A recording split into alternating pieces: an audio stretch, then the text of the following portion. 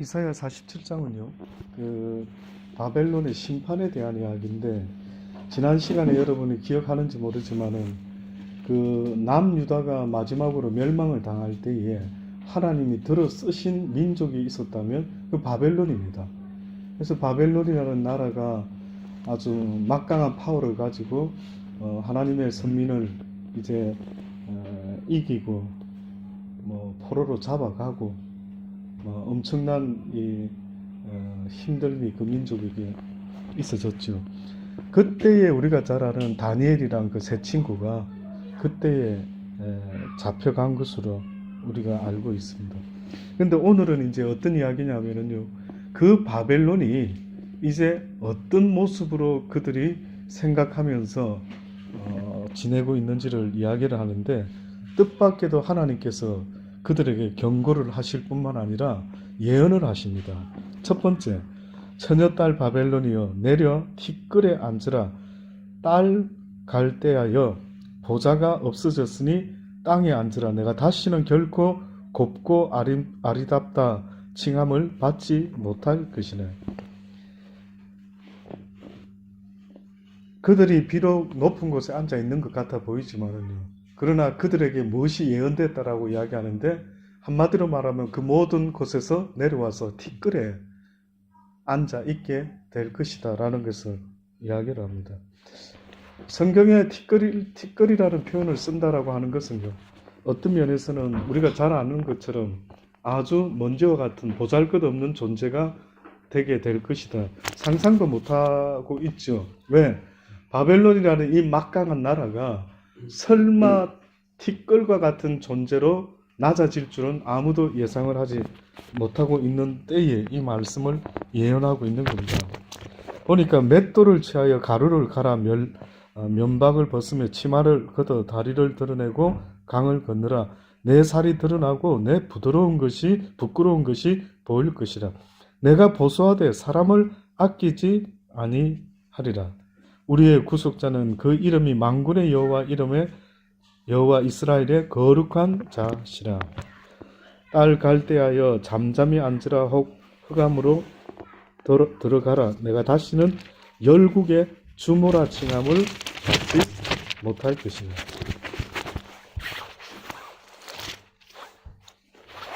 저는 내가 내 백성을 노함으로 내 기업을 욕되게 하여 그들을 내 손에 붙였거늘 내가 그들을 긍휼히 여기지 아니하고 늙은이에게 내 멍에를 심히 무겁게 내오며 말하기를 내가 영영이 중후가 되리라 하고 이 일을 내 마음에 두지 아니하며 그 종말도 생각지 아니하였도다. 이것이 그들이 티끌로 내려앉는 첫 번째 이유입니다. 그들에게 하나님께서 이스라엘을 징계하는 일에 쓰는 역할을 하기는 했지만은요, 결국은 그들의 첫 번째 큰 착각은 여기 말씀하는 것처럼 자기들이 영원히 주모가 될 것이라. 이 일을 내 마음에 두지 않고 그 종말도 생각지 아니한다. 사람들이 살면서요, 이런 경우를 많이 겪는 것 같아요. 어떤 경우냐면은, 이스라엘 백성 입장에서는 너무나 바벨론이라는 나라를 통해서 핍박을 받고 망하고 다 붙잡혀가는 이런 어려운 일이 생기는데, 그러나 바벨론 입장에서는 자기들이 아주 강성하고 흥왕하는 것 같은 이런 입장에 처하지 않습니까? 우리가 예수를 믿다 보면은요, 여러분 혹시 주변에 예수 안 믿는 사람인데도 불구하고 뭐가 잘 풀어지는 것 같은 이런 사람들 있죠. 여러분은 기준을 어디에 잡습니까? 와, 저 사람은 예수도 잘 알지 못하고 교회도 안 나가고 하나님을 믿지 않는 독한 사람 같은데 저들이 왜 저렇게 잘 되고 있지? 할 때 기준이 뭐죠?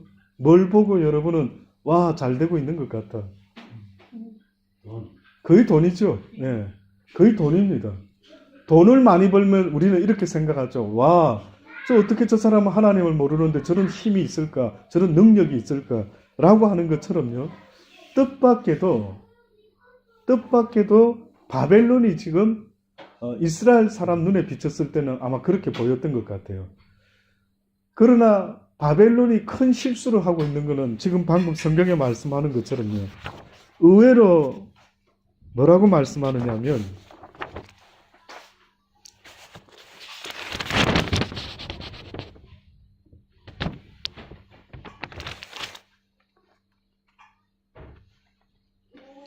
육절 말씀. 전에 내가 내 백성을 노함으로 내 기업을 욕되게 하여 그들을 내 손에 바벨론 너희 나라에 붙였거늘 내가 그들을 첫째 긍휼히 여기지 아니하고 늙은 이에게 내 멍에를 심히 무겁게 메웠다.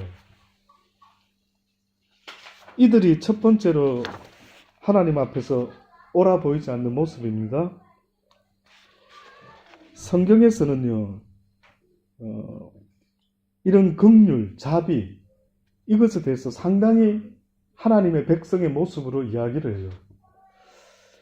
아무리 악인이 망하는 걸 보게 되고 배고파하고 헐벗고 하면은 하나님의 사람들의 모습은 어떻게 해야 된다라고 이야기하는 거 기억나십니까?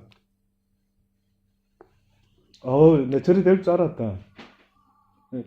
자빠지면 그냥 꼭 눌려줘야지. 뭐 이렇게 말을 대부분 하죠. 어떤 사람들은. 근데 지금 하나님이 네가 크리스찬이라면은 그런 장면을 보면은 어떤 마음을 가지겠느냐라고 물어보시는 거예요.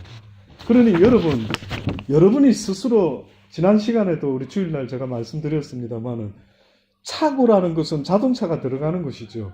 사람이 차고에 들어갔다 해서 내가 자동차가 안 되는 것처럼 내가 교회에 들어가고 예수를 믿노라고 하는 것 때문에 내가 그리스도인이 되는 게 아니다라고 성경은 누누이 말을 하는 거예요. 그러면 여러분이 내가 어떤 인간인가, 지난 시간에도 오후 시간에 다 말씀은 못 드렸습니다만은요, 내가 어떤 인간인가를 스스로 볼 수 있을 때에 성경 말씀을 가지고 이렇게 거울을 보듯이 나를 비춰봐야 된댔죠. 그러니까 성경에서 말하는 그런 인간의 모습, 크리스찬의 모습, 그리스도인의 모습이 과연 내 모습 맞는지를 돌아보셔요. 그러면 내가 그리스도인인지 아닌지를 알 수가 있는 거예요. 근데 지금 이 시대에도 수많은 사람이 저 사람 목사 맞네. 뭘로? 설교하는 걸로? 저 사람 전도사님 맞네. 뭘로? 신학 공부하고 있기 때문에 하나님이 말씀하는 것은 네가 비록 직분은 목사직이고 전도사직이고 선교사직일지 몰라도 크리스찬 목사가 돼야 되고 크리스찬 선교사가 돼야 된대. 저와 여러분이 잘 아는 바울이 뭐라고 말합니까? 내가 복음을 열심히 잘 전해서 많은 사람을 하나님께 인도하지만 나는 혹시나 버림을 받을까 심히 두렵다 그랬어요. 무슨 생각 때문에 그랬을까요? 자기의 직분하고 천국 가는 것은 상관이 있다 없다? 없어요, 여러분. 은사 받았다고 해서 성령 경험했다 해서 천국 가는 거하고 상관이 있어요, 없어요? 상관이 없어요. 근데 천국은 누가 갈 수 있다고 성경이 말했죠? 무엇으로 간다고요? 힘과 능으로는 갈 수 없지만 믿음으로 간다 그랬어요. 그랬더니만 사람들이 돈 안 드는 일이라고 믿고 아멘 믿습니다 이렇게 말하는 거예요. 근데 성경이 말하는 믿는 사람의 정의는 네가 나를 믿노라 한다면 어떻게 하는 것이라고요? 여호와의 말씀을 순종하고 행하는 것. 그래서 야고보서에 나는 내 믿음을 내게 보일 테니까 너는 네 믿음을 내게 보여봐라 라고 야고보가 만약에 말했다 할 때에 그게 무슨 의미입니까? 나는 말씀에 순종하는 삶을 너에게 보일 수 있는데 너는 말씀에 순종하는 삶을 살고 있느냐라고 물어보는 거예요. 그래서 너무 안타까운 겁니다. 그래서 많은 사람들이 교회를 통해서 지옥 간다라고 하는 말도요. 교회에서 가르쳐줘야 되는 일이 있다면은 종교 행위의 열심인 것을 가르쳐줘야 될 것이 아니라 내 심령이 어떤 마음을 가지고 하나님의 그 마음을 가지고 그 마음이 닮은 자의 자녀의 모습으로 그렇게 사람을 대하면서 살아가는 거예요. 저는 목회자들 시드니의 모임에 어쩌다 한 번씩 갑니다. 특히 우리 노예는 정기적으로 가긴 하고요. 금년에 처음으로 제가 시교육을 탈퇴했었는데 떠나는 바람에 이제 끊어졌죠. 재가입을 해라고 누가 권면을 하셔가지고 재가입했더니만 신년 할애식 때 이제 옛날에 여기 20년 전부터 초창기 목사님들 다 와 있더라고요. 거의 대부분. 오랜만에 만났습니다. 여러분은 오랜만에 누구를 잘 친하지는 않아도 오랜만에 만나면 어떻게 합니까? 인사하지 않습니까? 인사. 저는 우리 기독교인이요, 애들한테 어렸을 때부터 잘 가르쳐야 되는 것 중에 저는 하나님이 기뻐하는 1번째 덕목이 있다면 저는 인사라 생각해요. 어째 생각합니까? 사람이 사람을 만났을 때 유대인들은 뭐라고 한다고요? 샬롬, 평안을 빌어주는 거예요. 진짜 오랜만에 못 만났던 목사들 이렇게 만나서 이렇게 인사를 잠깐 하는데요. 다는 아니었지만 뜻밖에도 나는 속으로 너무 반가운 사람들이 있었는데 전혀 느낌이 다른 거예요. 꼭 예수님이 고향에서 대접을 못 받았다라는 것처럼 시드니는 저 목회의 고향이고 이곳에서 목회를 시작했었는데 그래서 꽤나 학창시절 공부할 때 어려울 때 서로 아는 사람도 있었고 한데 전혀 처음 보는 사람보다 못한 느낌. 죄송한데 저는 제가 만약에 그 입장이면 언제 시드니에 다시 왔느냐고 서로 인사를 나누고 안부를 묻고 이게 기본일 줄 알았는데 그거조차도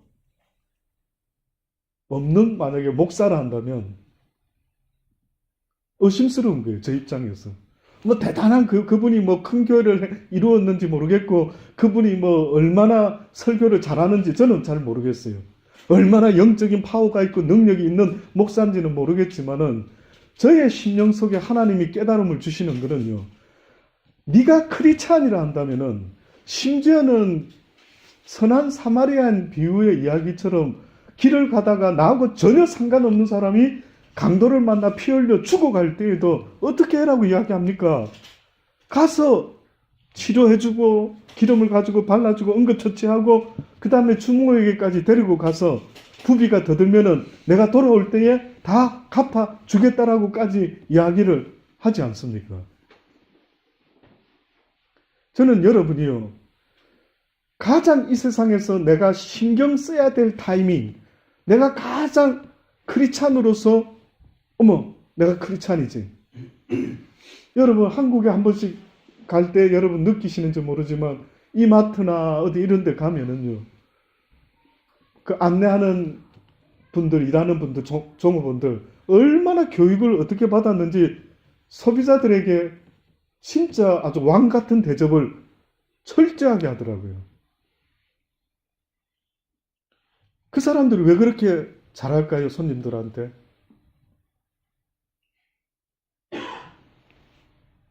왜 그래 잘하죠? 앉아놓은 사람이. 네? 고객이니까. 그래 해라고 돈 주니까. 그렇죠. 그러니까 고객들에게 잘해줘라. 우리 회사를 위해서. 그 돈을 월급을 받죠. 그러니까 잘하지요. 그러니까 그들은 어떻게 보면 그들의 신은 돈이죠. 만몬신. 만이를 섬기니까 돈만 준다면은 내 간이고 쓸개고 기꺼이. 맞습니까? 그런데 하나 제가 의아스러운 거는 그 사람들은 신이기 때문에 자기의 신이니까 나는 이거 없으면 못 산다라고 생각하고 막 최선을 다해서 섬기는데 저와 여러분은 하나님을 섬기는 사람이지 않습니까?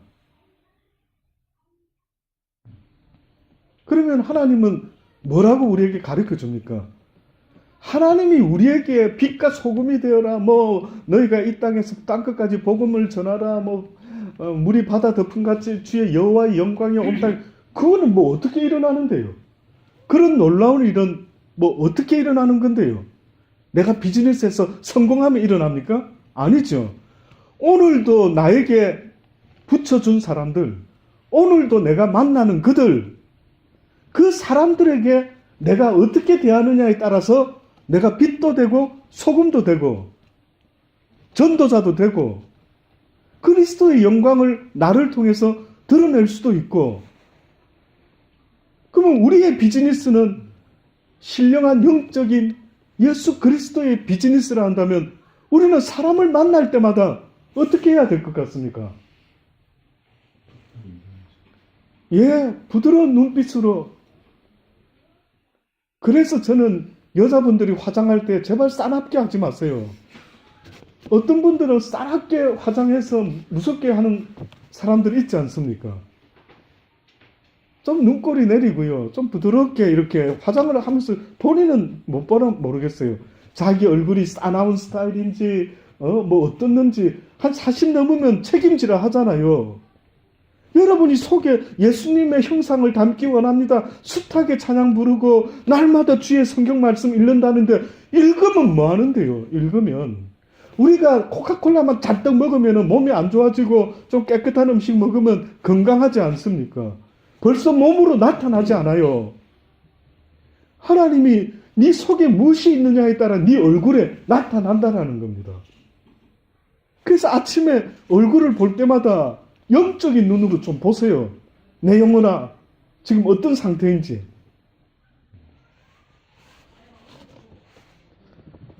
저는 목사라서 다른 거는 잘 모릅니다. 컴퓨터 몰라서 컴퓨터 이야기 있으면 우리 허전도사 물어보고, 타일 이야기 있으면 우리 이 집사한테 물어보고, 또 다른 어떤 자동차 관계, 우리 안전도사는 옛날에 하여튼 이것저것 다 잘하기도 쉽지 않는데 뭐 차로 처음에 영주권 받았대서 깜짝 놀랐어요. 그러니까 좀 더 물어보죠. 제가 이런 거 어떻느냐. 그러면 여러분 생각해 보세요. 저 같은 목사를 이용을 해야 되는데 저 같은 사람은 그래도 허구한 날 하나님에 대한 걸 생각하지 않습니까? 그러면은 분명히 인생을 풀어나갈 때에 어렵고 힘든 일이 생길 텐데 차 문제가 생기면은 그걸 붙잡고 딜러상에 메카닉에 갖다 줘서 좀 손봐달라고 이야기를 하는 것처럼 여러분은, 저는 살면서요, 그런 분들도 있지만 만약에 인생이 힘들 수밖에 없을 텐데 힘든 이야기를 안 한다면 이건 문제가 있는 거예요. 힘이 안 들 수 없는데. 물론 하나님과 기도하면서 잘 해결된다. 감사. 최고 좋죠. 굳이 사람을 찾아올 필요 없이 늘 하나님 앞에서 깨달음을 얻는다. 땡큐 가시죠. 문제가 없을 수 없는 세상이기 때문에 의인은 없나니 하나도 없는 우리의 인생에 있어서 날마다 문제가 있다라는 그것은 무슨 의미가 있느냐면 날마다 하나님께 나아가고 도움을 청하고 주께 기도해라고 하는 증거가 되는 거예요.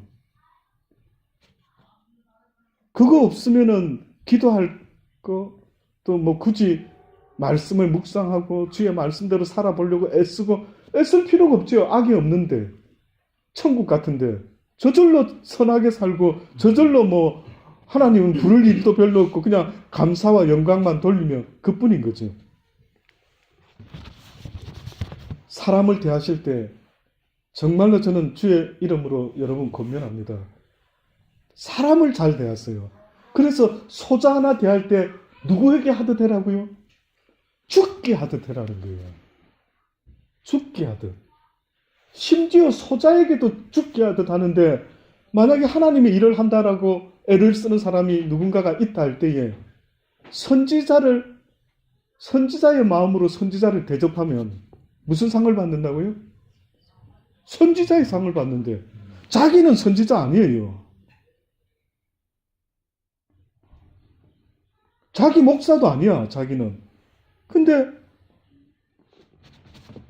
목사라고 누군가를 생각하고 목사를 대하듯 아주 하나님 앞에서 경건된 마음으로 그를 대했어.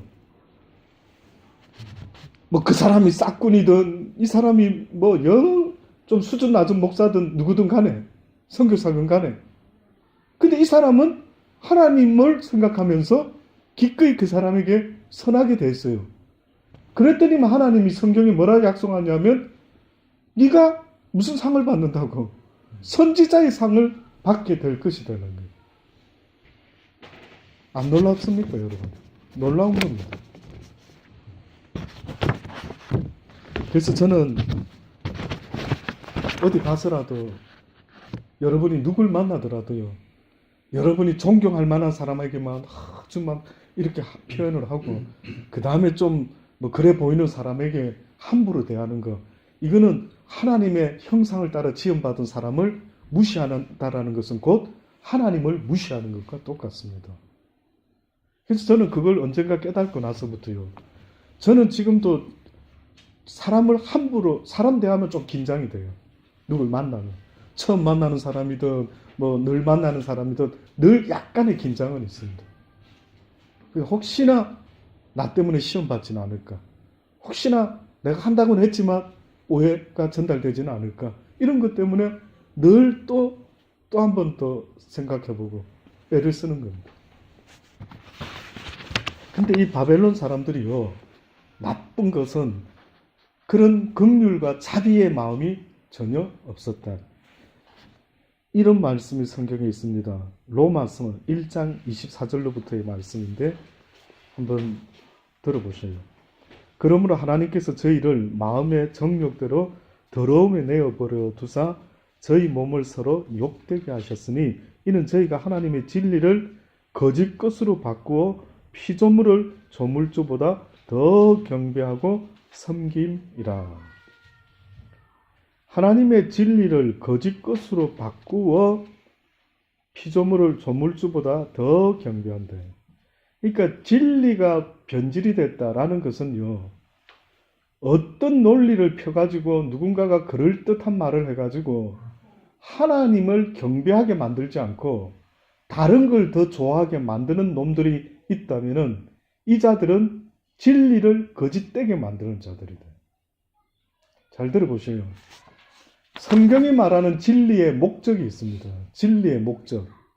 복음의 목적이 있는데 그 복음의 목적은 만군의 여호와 하나님을 경배하도록 결론을 내요. 경외드리고 찬양하고 영광을 드리도록. 그런데 어떤 인간들이 진리를 거짓 것으로 바꿔버렸어요. 그 뜻은 뭐냐면은 하나님만을 경배하게 해야 되는데 자기를 경배하게 만든다든지 돈을 좋아하게 만든다든지 출세하게 만든다든지. 저는 가끔 못마땅한 것 중에 하나가 뭐 아주 유명한 그 어느 목사님 내지는 어느 유명한 뭐 어디 코스타 강사님 중에 대부분 보면은 학벌이 좋고 막 가난해서 성공했고 부자 됐고 막 엄청난 뭔가 세상적으로도 누가 봐도 와 대단하다. 굉장히 걱정스러운 거예요. 누가 진리를 거짓 것으로 만들었나? 누가 그게 복이라고 말한 적 없는데, 누가 그 사람이 성공했다라고 말한 적은 없는데, 그게 성공의 모습이다라고 말한 적이 없어요. 여러분과 제가 믿고 따르고 참 본받고 싶은 사도들의 모습은 세상에서는 배설물과 같이 아주 쓰레기같이 진흙과 같이 흙과 같이 이렇게 취급을 받은 사람들이에요. 아십니까? 예수님도 심지어는 어떻게 취급을 받았습니까? 죄인과 같이 취급을 받아가지고 십자가에 달려 죽여버렸지 않습니까? 근데 세상 사람들은 그런 예수는 싫어하는 거예요. 세상 사람들은 바울과 같이 복음을 열심히 잘 전했는데 태장을 맞고 매를 맞고 멸시 맞고 돌 던짐을 당하는 이런 사람들을 원치 않는 거예요. 제가 분명히 하나 간증할 수 있는 게 있습니다. 내가 하나님 앞에 어렵게 살려고 하면 할수록 누군가가 나를 싫어하는데 그게 누군지 압니까? 사단이에요, 사단. 어떻게 하냐고요? 욥기서 보세요. 욥기서를 좀 성경을 좀 단단히 읽어보십시오. 이게 실화인지 가짜인지 많은 사람들이 욥기서에 대해서 언급하는데 학자들이요. 욥기서는 존재하는 글 중에 가장 오래된 문학서다라고까지 말해요. 인류가 갖고 있는 책 중에 인간들이 갖고 있고 지금 없어지지 않고 붙잡고 있는 어떤 문학적인 서적 가치가 있는 책이 있다면은 그 중에 가장 오래된 책이 어떻게 보면 욥기서라고도 말해요. 좀 이게 신화인지 실화인지 좀 그렇죠. 그래서 학자들 간에도 이야기거리가 많대요. 아, 이거는 신화다, 신화. 실제 아니지. 어떻게 이런 일이 있을 수 있어? 왜? 뭐 때문에 실화가 아니다라고 말하는 줄 압니까? 첫째, 욥기서에서 실화가 아니라고 지적당하는 이유는 처음에 보면은 사단과 하나님이 대화하는 장면이 나오죠. 사단이 여기저기 돌아다닙니다. 여러분, 하나님과 사단의 차이가 있다면 하나님은 무소부재라고 대표적으로 말해요. 무소부재. 근데 사단은 뜻밖에도 제가 여쭤볼게요. 하나님처럼 무소부재할 수 있을까요? 사단은 무소부재가 안 돼요. 성경에 보면. 사단의 졸개들이 뭐 온 군데 있었는지는 몰라도 사단은 한 짧은 이 시간에 동시에 안 계신 곳이 없는 하나님의 속성이 사단에게는 없는 거예요. 그래서 사단은 보면은 성경에 하나님 앞에 섰을 때 뭐라고 말하냐면, 그래, 네가 뭐 하다 왔냐? 두루 돌아다녀 보니까 세상을 좀 보고 왔습니다. 그래? 내 종 욥을 봤냐? 봤습니다. 어때? 괜찮지? 아유, 뭐 조금만 고난이 오면은 그도 뭐 하나님 뭐 아마 저주하고 원망할걸요? 자, 이제 이렇게 대화가 풀어집니다. 그래서 욥기서에 보면은 사람들이 이게 실화냐 이게? 이게 신화 같은데 신화? 또 한 가지는 여러분 아는 것처럼 욥의 아이들이 자녀들이 파티를 하다가 죽음을 당하죠. 막 어디서 누가 어떤 족속들이 나타나가. 근데 거기 장면에 보면은 꼭 살아서 돌아오는 사람이 있는데 몇 명이 살아 돌아오죠? 딱 한 명입니다. 그러니까 이제 또 학자들이 이거 지어낸 거 아니야? 어째 딱 한 명만 또 사냐? 그래 와가지고 또 보고하죠. 주인이 뭐 갑자기 어디서 나타나가지고 막 다 죽었습니다. 어떻습니까? 이제 이런 이야기 때문에 욥기서라는 것이 상당히 신화에 가깝지 않을까? 뭐 이런 이야기를 하는 사람도 있습니다. 근데 저는요, 어떤 영적인 사람이 신화가 아니라 어떠한 영적인 근거를 가지고 하나님의 영의 세상을 경험하기 시작하면 이건 말로 표현하기가 저는 심히 어렵다 봐요. 이걸 어떤 언어로 표현할까? 그게 바울이 말했지 않습니까? 14년 전에 내가 한 사람을 아노니 그가 몸 밖에 있었는지 몸 안에 있었는지 심히 놀라운 경험을 했는데 가히 이르지 못하겠다. 가히 뭐라고 설명하기, 아니 육적인 이야기도 설명해도 믿지 못하는 사람이 태반인데 영적인 이야기를 뭐라고 설명했을 때 믿을 사람이 얼마나 있을까? 제가 깨닫는 겁니다. 다른 학자들 말고요. 저에게 와닿게 하시는 하나님의 감동은 그 욥기서가 뜻밖에도 그렇게 하나님이 누군가에게 영적인 세상을 깨닫게 하셨을 때 아마 그 사람은 고민이 됐을 것 같아요. 이걸 어떻게 전해주지? 하나님의 이 어떤 영의 세상의 이야기를 어떻게 전해줄까? 제가 이 이야기를 왜 꺼냈느냐 하면은요, 결국 이 땅에서 이루어지는 어떤 일들 배후에 하늘나라에서 이미 결정나는 일들이 태반이 돼요. 쉽게 말하면 내 인생의 문제는 내 인생의 문제를 풀어야 된다면 그는 하나님의 뜻을 알아야 된다. 영의 일이 먼저 발생이 돼요. 뭐든지. 영의 세상에 일이 발생이 되기 때문에 성경에 뭐라고까지 우리에게 누누이 말씀했느냐면 이 땅에서 너희들은 재물로 살아가는 존재가 아니라 먹고 마심으로 사는 존재가 아니라 하나님의 구원받은 백성들은 의인자 칭해 주시면서 하시는 말씀이 의인은 오직 무엇으로 말미암아 산다고요? 믿음으로 말미암아 산대요. 잘 생각해 보셔야 됩니다. 저도 고민이 됐어요. 저도 여러분한테 가끔씩 말하는 고백이 있지만 저만치 여기 시드니에서도 학교를 오래 다녔을까? 한국에서도 다녔고 여기서도 신학교를 다니고 뮤직 미니스트리 한국에서도 고신에서 종교음악 장신 신대원을 갔다가 또 부산 장신에 내려왔다가 여기 와가 또 뮤직 미니스트리를 했다가 또 SCD 신학을 또 했다가 나름대로 제가 무슨 이야기를 하려고 하다 이랬는데 죄송합니다. 조금 전에 무슨 이야기 했죠 제가?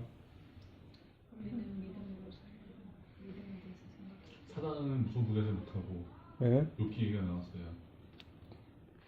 뭐 어쨌든 예. 제가 어떤 목적 때문에 이야기를 한 건데 가끔 영예세계가 예. 먼저 일어난다. 예. 네. 그 믿음이라는 예. 알겠어요. 믿음이 있지 않습니까? 제가 이제 그것 때문에 고민을 한 거예요. 학교를 이렇게 오래 다니면서도 신학교를 다녀보면서도 무엇이 고민이 되었느냐면은 하나님의 이야기는 인간의 언어로 전달하기가 너무 벅찬 거예요. 저 입장에서. 영의 세상을 경험해보면 경험해볼수록 신학적인 표현으로 할 수도 있겠지만은 너무 어려운 거예요, 이게. 그래서 제가 그랬잖아요. 신학적인 용어 표현은 저만치 익숙한 사람도 쉽지 않대. 제가 영타, 한타 뭐 얼마나 치는지 모릅니다. 손만 안 다쳤으면 지금도 그랬었겠죠. 그렇게까지 뭐 평생 잡이 뭐 타이프 치는 건 줄 착각이 들 정도로 그렇게 젊은 시절을 다 보내왔는데 어느 날 하나님 이야기를 해봐라 하니까 뭐 설교학도 공부해봤고 우리 전도사님 다 공부하죠. 해보는데 저한테 하나의 딜레마가 생긴 거예요. 그게 뭐냐면은 그 놀라운 영의 세상 이야기가 인간의 언어로 나의 이 수준 낮은 언어 어휘력으로 표현을 하려고 하니까 너무 어려운 거예요. 그래서 제가 어느 날 예수님이 이해되더라고요. 비유가 아니면 말씀을 안 한다 할 때, 와, 그래. 영의 세상 이야기를 그나마 가장 표현하기 좋은 방법이 있다면 이 비유법도 괜찮겠대. 와닿을 수 있게. 신학적으로 말하면 여러분 죄송한데 여기 몇 사람이나 앉아 있겠습니까? 다 떠나가 버리지. 학교니까 앉아서 듣고 있지. 숙제 내고 있지. 듣기는 힘이 부담스러운 게 우리 어떻게 보면 신학적인 표현 아닙니까? 근데 그 하나님이 우리에게 영적으로 너희가 영적인 존재는 이런 모습이어야 한다라는 것을 계속 말씀하고 있는데 지금 읽어드리는 겁니다. 그런데 이 어떤 저희가 하나님의 진리를 거짓 것으로 바꾸어 피조물을 조물주보다 더 경배하게 한다. 다시 말하면 교회 안에 있었던 밖에서든 우리가 칭찬해야 되고 영광 받게 해야 되는 것은 오직 하나님 말고는 없어요. 내 자랑도 자식이나 돈이나 뭐 명예나 권세나 집이나 이게 내 자랑거리가 되어서는 안 된다. 그런데도 우리는 기왕이면 좀 좋은 차, 기왕이면 좀 좋은 집, 룩스 굿 이러죠. 그래서 바울이 이 땅에서 내가 이런들 어떻고 저런들 어떻냐. 오직 주님과 동행하며 그분께 영광 돌리며 사는 삶. 이게 뭘까만 고민했던 사람이 바로 바울이었던 거예요. 그걸 못하니까 마음이 자꾸만 진리를 바꾸어서 다른 것을 섬기고 쫓아가고 있다라고 하는 거예요. 하나님의 논리는 간단합니다. 네가 나를 기쁘게 하라. 먼저 그 나라와 그 의를 구하고 그걸 쫓으면 이 땅에서 필요로 하는 너의 모든 필요의 소욕은 누가 채워준다고요? 하나님이 채워주겠다 약속한 거예요. 안 그러면 뻥치시는 분이지. 잘 들으셔요. 먼저 그 나라와 그 의를 구하라. 그래야만 이 땅에 필요로 하는 모든 것을 내가 더하여 주겠다. 이까지 약속이 됐어요. 근데 만약에 어떤 분이 목사님 나는 먼저 그 나라와 그 의를 구하며 살아가고 있다고는 생각하는데 늘 세상적으로 궁핍해요. 늘 세상적으로 힘들어요. 이러면은 그분이 뻥치고 있는 건지 내가 먼저 그 나라와 그 의를 안 구하고 있든지 둘 중에 하나 아닙니까?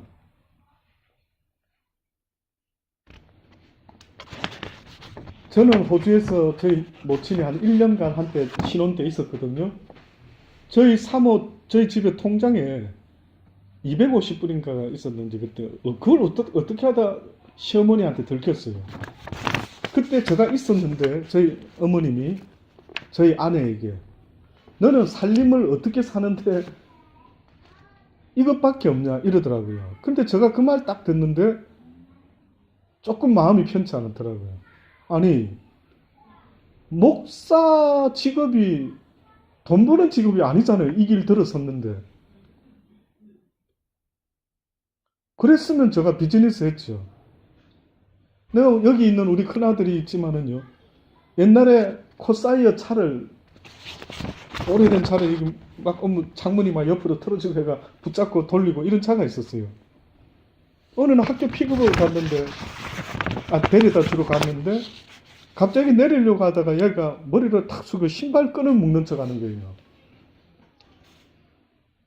그날 뭐 신발이 풀어졌나 이렇게 보고 있는데 그리고 좀 이상해요. 조금 시간을 끌더니만 내린 거예요. 가만히 보니까 자기 반 여학생이 지나간 거예요. 저 기억이 그때.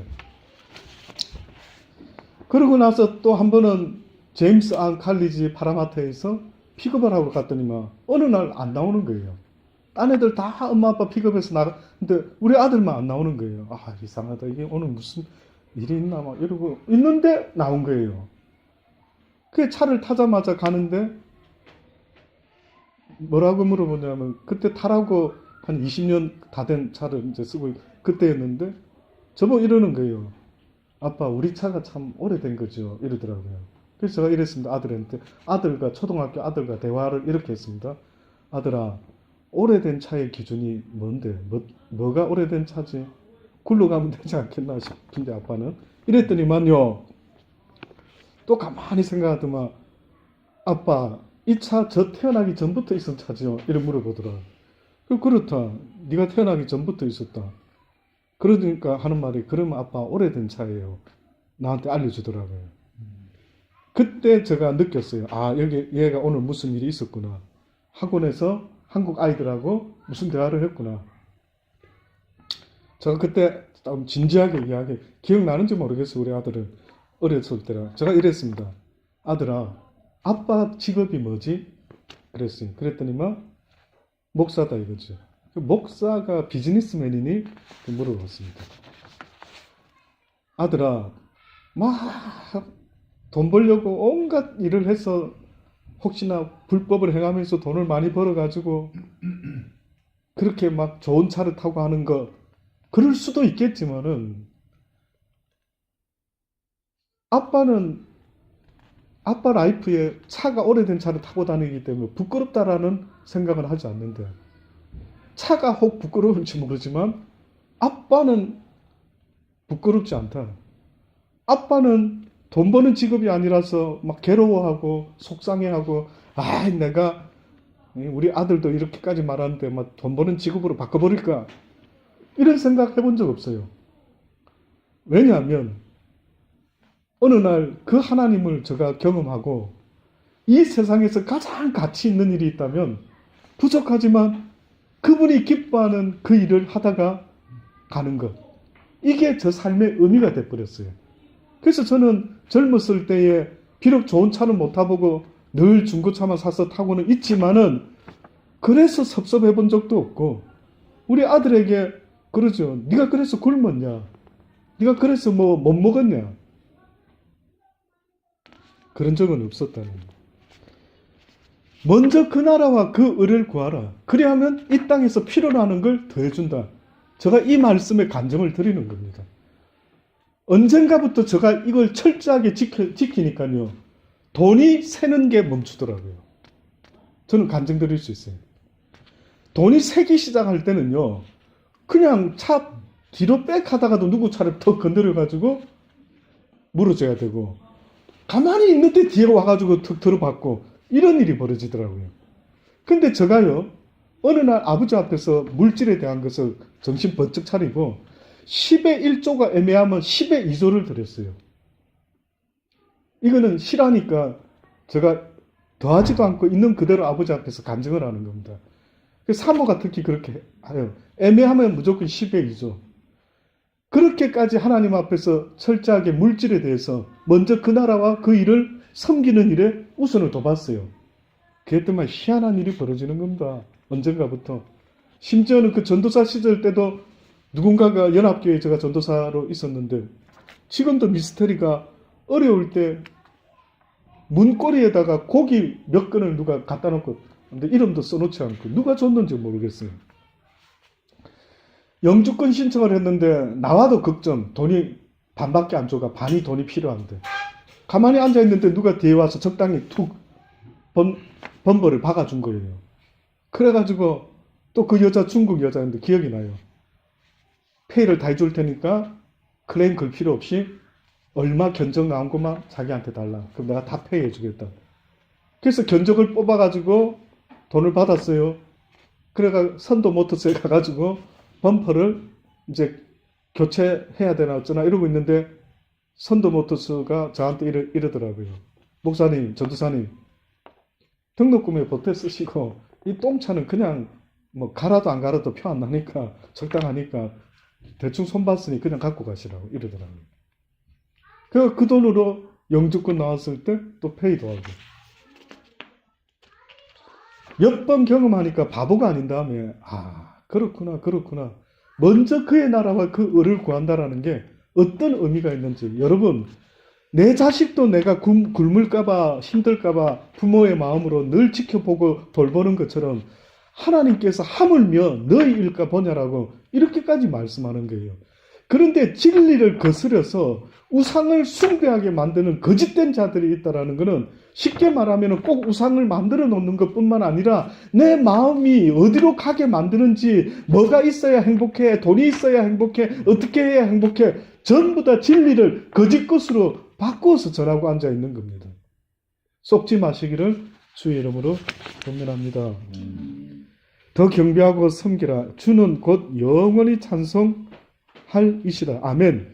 이를 인하여 하나님께서 저희를 부끄러운 욕심에 내어 불어 두셨으니 곧 저희 여인들도 순리대로 쓸 것을 받고 영리로 쓰고 이와 같이 남자들도 순리대로 여인 쓰기를 버리고 서로 향하여 음욕이 부릴 듯하며 남자가 남자를 더불어 부끄러운 일을 행하여 저희의 그릇 때문에 상당한 보응을 자신이 받았다. 또한 저희가 마음에 하나님 두기를 싫어하며 하나님께서 저희를 그 상실한 마음대로 내버려 둔 결과가 모든 불의, 추악, 탐욕, 악이 가득한 자요, 시기, 살인, 분쟁, 사기, 악독이 가득한 자. 하나님이 마음에 없는 자의 모습이라 했습니다. 여러분은 몇 가지나 해당되는지 제발 이럴 때마다 자신을 좀 돌아보고 몸부림치실 수 있기를 바랍니다. 그 다음에 악독이 가득한 자요, 수군수군하는 자요. 제가 언젠가 여러분 몇 번씩 누구 부부끼리 수군수군 있잖아 누구 뭐 어쩌고 저쩌고 조심하세요. 하늘나라에는 스피커를 달아난 거랍니다. 스피커. 내가 수군수군은 좋은 뜻이 아니에요. 수군수군은 그냥 살짝 하면서 좋지 못한 이야기들을 나누는 걸 수군수군이라는 겁니다. 비방하는 자요, 하나님의 미워하시는 자요, 능욕하는 자요, 교만한 자요, 자랑하는 자요, 악을 도모하는 자요, 부모를 거역하는 자요, 우매한 자요, 배약하는 자요, 무정한 자요, 무자비한 자라. 여기 바로 이 말을 하려고 제가 쭉 앞에 읽은 겁니다. 그러니 하나님이 마음에 없는 자의 특징 가운데 지금 이사야 선지자가 바벨론의 국민들이 어떻게 이스라엘 백성에게 자기들이 이겼다고 포로로 잡아왔다고 대했는지에 대해서 함부로 대할 수도 있겠지만 하나님이 지금 지적하는 것은 그들의 무정함, 무자비함, 우매하는 자요, 배약하는 자요, 무정한 자요, 무자비한 자라. 저희가 이 같은 일을 행하는 자는 사형에 해당된다고 하나님의 정하심을 알고도 자기들만 행할 뿐만 아니라 또한 그 일을 행하는 자를 옳다고 한다. 누군가가 여러분에게 와가지고 수근수근하고 누군가를 안 좋은 쪽으로 말을 하고 할 때 동참하지 말기를 주의 이름으로 권면합니다. 어느 목사님이 미국에서 있었던 이야기입니다. 그분이 옆에 교회 목사님 소식을 그 교회 집사가 전해줬대요. 목사님, 우리 저쪽 동네에 있는 교회 있지 않습니까? 그래. 세상에 그 목사님이 있잖아요. 여차저차 하는 일이 있었답니다. 세상에 어떻게 목사가 그런 일이 있을 수 있죠? 이렇게 했답니다. 근데 그 목사님이 아마 그래도 기도하는 목사님이었던 거예요. 순간적으로 자기도 모르게 교회 집사가 이야기하니까 어머나 그냥 안타깝습니다. 이렇게만 하고 말았어야 되는데 동참을 한 거예요. 야, 그 목사 그래 안 봤더니만 야, 그랬네. 이렇게 한 거예요. 그날 밤에 그분이 기도를 했다는 겁니다. 기도를 하는데 하나님이 네가 봤냐? 딱 이 첫 마디였어요. 네가 봤냐? 본 거는 아니다 이거죠. 여러분, 사단의 특징이 뭐라고 했습니까? 참소하는 자요. 하나님의 사람들의 특징은 허물을 덮어주는 자라 했어요. 욥을 건드렸을 때도 사단이 뭐라고 했습니까? 참소했지 않습니까? 그 인간이요. 주님이 조금만 고난 주면요. 발끈합니다. 그거 하나님 원망할 게 이게 참소하는 거예요. 그랬더니만은 그 목사님이 하나님이 네가 봤냐? 이렇게 지적한 거예요. 여러분, 그런 면에서 우리는 아는 게 없습니다. 그런 면에서 그 사람이 왜 저 행동을 했을까? 아는 사람이 있습니까?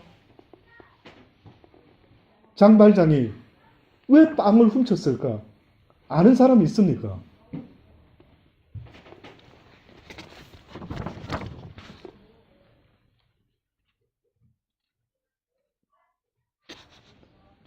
그 디모데후서 3장에 보면요, 여러분 몇 가지 제가 덧붙여서 한번 말씀드려 볼게요. 디모데후서 3장에 3절 1절로부터 보면 내가 이것을 알라 말세에 고통하는 때가 이르느니 사람들은 자기를 사랑하며 돈을 사랑하며 말세에 고통하는 때가 온다 했어요. 말세에 고통하는 때가 온다 했어요. 근데 하나님의 눈으로 봤을 때는 고통을 당한대요. 누군가가 말세 때. 근데 그 원인이 뭔가를 봤어요. 그 원인이 뜻밖에도 지금 말하는 겁니다. 여러분 성경을 읽을 때에 그래서 이제 어떤 직분을 깨닫게 하는 것도 은혜죠. 그래서 여러분 때로는 성경을 스스로 읽는 것도 좋은데 성령님의 인도하심과 조명해 주심이 없으면 쓰신 분의 도움이 없이는 이걸 하나님의 의도하심을 알기가 심히 어려운 거예요. 저는 신학교에서 배운 건 아니에요. 신학교에서는 이렇게는 배우지는 않았어요. 근데 보세요 한번. 제가 한번 해석해 볼게요. 주석을 해볼게요. 여러분 많은 주석을 접하겠지만 어떤 분들은 지금부터 하는 거는 주석이 없는 겁니다. 근데 제가 한번 해볼 테니까 이게 여러분 마음에 과연 하나님의 의도하심과 와닿는지 한번 보세요. 내가 이것을 알라. 여러분들 이것을 좀 아셔야 됩니다. 말세가 되면은 고통하는 때가 이르게 되는데 왜냐하면 사람들은 자기를 사랑하고 어떻게 보면 돈을 사랑하며 자긍하며 교만하며 회방하며 부모를 거역하며 감사치 아니하며 거룩하지 아니하며 무정하며 원통함을 풀지 아니하고 참소하며 절제치 못하고 싸나우며 선한 것을 좋아하지 아니하고 배반하며 팔며 조급하며 자고하며 쾌락을 사랑하기를 하나님 사랑하는 것보다 더하며 경건의 모양은 있으나 경건의 능력을 부인하는 자니 이 같은 자들에게서 내가 돌아서라. 쉽게 말하면 하나님의 사람들은요, 어디에서 기쁨과 감사와 즐거움과 행복을 만끽할 수 있느냐면 만군의 여호와 하나님을 섬길 때 기쁜 거예요. 와닿기를 주의 이름으로 권면드립니다. 이걸 어떻게 하면 좋죠? 이걸 어떻게 경험을 시켜드려야 되는가? 어떻게 하나님을 섬길 때에 우리는 나도 모르게 뭐가 입에서 절로 찬양이 나오고 그렇게 됩니다. 근데 하나님을 섬기지 않고 지금과 같이 말세 때 고통하는 일이 생기는데 돈을 사랑하게 되면은 무엇이 그 대가로 치르게 되냐면 고통이 따른다라는 거예요. 마땅히 사랑해야 될 하나님을 사랑치 못하고 저와 여러분이 자꾸만 돈을 사랑하게 되면 쉽게 말하면 그 원인이 나로 하여금 고통을 당하게 만드는 거예요. 왜? 돈은 나를 만족해 할 수 있다 없다? 만족시켜 줄 수가 없기 때문에 그렇습니다. 그러니까 돈을 사랑하게 되면은 계속 목마른 거예요. 그러니까 우리가 아는 것처럼 100만 원 있을 때 만족이 안 되고 안 되면 1000만 원이 있어도 만족이 안 되고 이제 1000만 원이 생겼는데 그 다음 뭘 생각합니까? 1억을 생각하고 10억을 생각하고 여러분 아닐 것 같아요? 지금 여러분은 얼마만 있으면 만족합니까? 제가 기도해 드릴게요.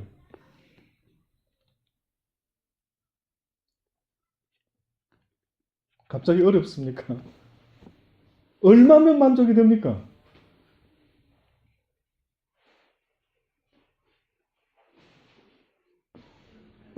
얼핏 생각하면 쉬울 것 같은데도 가만히 있어. 내가 진짜 얼마 있으면 만족하지? 한 10억? 여기서 가장 부자가 누구죠? 사모님. 가장 부자이십니까? 잘은 모르지만 룩스 부자이신 것 같아서. 예, 도대체 얼마면 부자인데요? 그리고 얼마 있으면 내 인생이 신혼 때 제가 이제 전 목사님 약간 들을 때 참 전 목사님 고백하시더라고요 저한테. 아 저는 신혼 때부터 좀 괜찮게 시작했습니다.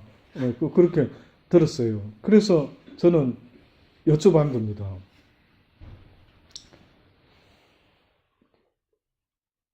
신혼 때 어려울 때 집도 없고 뭐 전세 달세 살다가 내 집 마련하고 뭐 그러죠.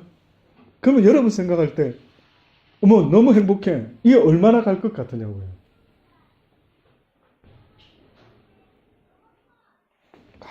이거 진짜 이거 아니에요.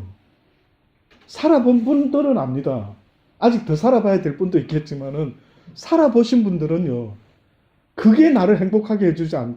저는 이 부자의 말을 아직도 기억해요. 어떤 부자, 엄청 부자. 이제 물어봤어요. 기자가 와 돈이 그래 많습니까? 행복하시겠습니다. 그랬더니만 그 부자가 뭐랬는 줄 알아요? 지금 돈이 많아서 행복하는 거는 못 느끼겠다 이게. 그럼 어느 때 행복했습니까? 하니까 부자 돼 보려고 아내와 막 알콩달콩 막 애를 쓰고 살았던 그때가 행복했었다. 저는 와닿더라고요.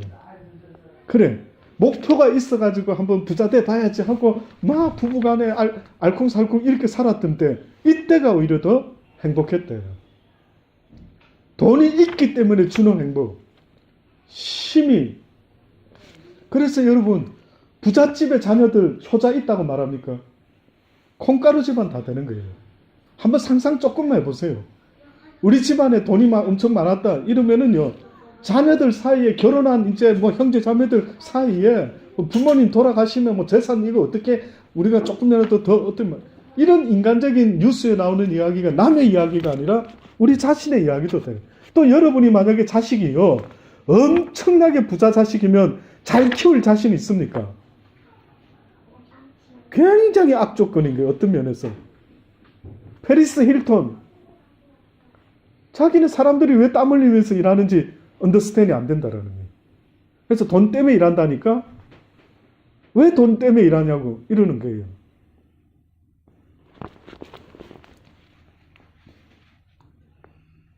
둘째로 바벨론 사람들이요. 자만하고 자고했다라고 이사야 선지자가 이야기합니다. 여러 가지 드릴 말씀이 많은데요. 시간상 세 번째로는 바벨론 사람들이 무엇에 또 빠졌냐 하면 관능적 쾌락과 육체적 향락에 빠졌다라고 이야기를 합니다. 데살로니가전서 4장 3절로 4절에 보면 하나님의 뜻은 이것이니 너희의 거룩함이라 곧 음란을 버리고 각각 거룩함과 존귀함으로 자기의 안에 취할 줄을 알라라고 이렇게 이야기했어요. 하나님이 우리에게 말씀하는 이 거룩함, 기독교인의 특징은 거룩함에 있습니다. 기독교인의 속성에는 거룩함이 있어요. 여러분이 이 세상을 어디 가서 크리스찬입니다 이렇게 말하기 전에 여러분의 모습 속에 무엇이 나와야 되는 줄 압니까? 거룩함이라는 것이 나와야 돼요. 다시 말하면 구별됨의 모습이 여러분에게 있어져야 된다는 거예요. 여러분이 세상 아이들과 세상 부모들과 무엇이 다른데요? 그 거룩함을 알려줘야 된대. 너희들은 왕같은 제사장이요 하나님의 자녀다. 사랑하는 아들들아, 너희는 그렇게 해서는 안 된다. 하나님이 기뻐하는 일을 해야 되지 하고 가르쳐서 우리가 하나님 앞에서 그 아이들에게 거룩함의 모습. 마지막으로요, 바벨론 사람들이 착각했던 것은 그 헛된 우상을 의지했던 이야기입니다. 그게 여기 성경 말씀에 우리가 읽었던 말씀 중에 여기 뭐라고 이야기를 했느냐면은 9절 보세요. 이사야 47장 9절에 한날에 호련히 자녀를 잃으며 과부가 되는 이 두 일이 너희에게는 없을 것 같으냐? 그러면서 내가 무수한 사술과 많은 진언을 베풀지라도 이 일이 온전히 내게 임할 것이라. 네가 아무리 머리를 쓰고 무슨 세상의 복을 비는 그런 마술적인 행위를 하고 어떤 뭐 신념을 가지고 뭐를 할지라도 이 일은 내게 이루어질 수 있다. 재앙이 내게 임하리라. 그러나 내가 이 근본을 알지 못할 것이며 은혜가 내게 이르리라. 그러나 이를 물리칠 능히 없을 것이며 파멸이 호련히 내게 임하리라. 그러나 내가 헤아리지 못할 것이라. 이것이 이사야 선지자가 바벨론 사람들에게 했더니, 그러니 여러분, 악한 자들이 잘 되는데 너무 마음 뺏길 필요 없습니다. 그들이 결국은 하나님의 손에 빠져든다라고 하나님이 이미 예언을 했어요.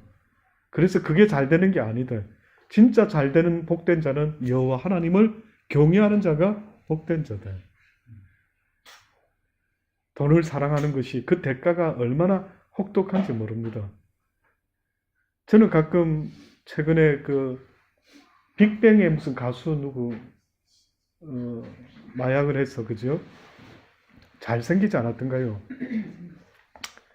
그 집 엄마가 아빠가 과연 그 자식을 보고 어떤 마음을 가질까? 우리 아들 성공했다, 막 히트 친다, 스타, 아이돌 가수가 되었다, 기뻐했겠죠. 명예와 부와 모든 것들을 막. 근데 저와 여러분은 참 이해하기 어렵지 않습니까? 그 부와 명예의 대가가 호락호락하지 않는 겁니다. 그래서 이제 뉴스에 보니까 어느 심리학자가 나와서 인터뷰를 하더라고요. 왜 이런 일이, 가수들이 이런 마약에 손을 대고 그걸 의지하고 그걸 통해서 대리만족을 얻고 해롱해롱 왜 그럴까요? 이랬을 때에 그 의사에 했던 말이 이런 거였습니다. 그 인기를 먹는 직업이기 때문에 그 가수들은, 그래서 막 인기 있고 막 무대에 섰을 때는 막 취해가지고 막 한답니다. 근데 무대에서 내려왔을 때에 나도 평범한 인간이구나 라는 것을 느끼면은 거기서 오는 정신적인 갭이 너무 크답니다. 특히 한물 가는 드라마 스타들, 가수들 점점 사람들이 찾아주지 않고 알아주지 않는, 이렇게 되면은 젊었을 때 얻었던 부와 명예의 이 어떤 것이 그 대가가 뜻밖에도 정신적으로 너무나 공허함으로 와닿으니 이걸 메울 길이 없어가지고 마약을 하게 되고 이렇다는 거예요. 인간의 존재가 그렇답니다. 저와 여러분이 스타는 아니지만 스타를 좋아할 게 아니에요. 저는 가장 안타까운 거는 스타들은 해필이면 왜 아이돌이래, 아이돌. 우상. 그것도 마음에 들지는 않아요. 왜 하필이면 누가 갖다 붙인 게 우상이다, 나의 우상, 이렇게 돼가지고 그 흉내 내고 싶어 하고 아이들에게 영향을 끼치고 하는데, 결국은 그들의 모습이야 가장 성서적이지 못한 건, 성경은 너는 죄인이다라고 하죠. 너는 스타가 아니고 죄인이다. 회개하라. 이건데 그 유명 배우들에게 가수들에게 회개하라 독사의 자식들아 이러면은 그게 와닿겠느냐 이게요. 부지런히 자기를 PR해서 사람들에게 이미지 관리를 해서 먹고 살아야 되는 그런 직업을 갖고 있다라는 게 참으로 이 시대에 한쪽에서는 저 마음에 슬프더라고요. 저 아이도 얼마나 부가 있으면 내 이 영혼이 아주 풍성해지리라 믿어 심지 않고 달려왔겠죠. 근데 어느 순간에 그 영혼이 아무리 내가 노래 잘 불러서 스타가 됐지만은 자기의 영혼을 만족시켜 줄 것이 없음에 아마 부딪히지 않았을까요? 옛날에 뭐 박진영 저기 YG입니까? 어디지? JYP인가? 저 그 사람 한때 몇 년 됐어요. 어떤 프로인지 모르겠는데 나와가지고 자기의 정신적인 공허함을 털어놓더라고요. 막 어떻게 왜 살아야 되는지, 뭐 때문에 사는지. 저는 내가 옆에 있었으면 하나님 이야기를 좀 한번 진지하게 저 정도 사색을 많이 한 사람 같으면 내가 하나님 이야기를 해줘도 잘하면 받아들일 수 있겠는데 저 주변에는 저래 고민을 하고 있는데 저게 대해서 앤서를 해줄 사람이 그렇게 없을까 싶을 정도더라고요. 사랑하는 여러분, 여러분이 힘써 성경을 배우면 내 영혼뿐만 아니라 주변의 수많은 영혼들에게 이 하나님의 진리를 알려줌으로요. 그들에게 산 소망이 있을 뿐만 아니라 죽어서 끝나는 세상이 아닌 영원한 하나님의 나라가 있음을 알려줘야 됩니다. 영생은 천국에도 영생이지만 지옥에도 영생인 거예요.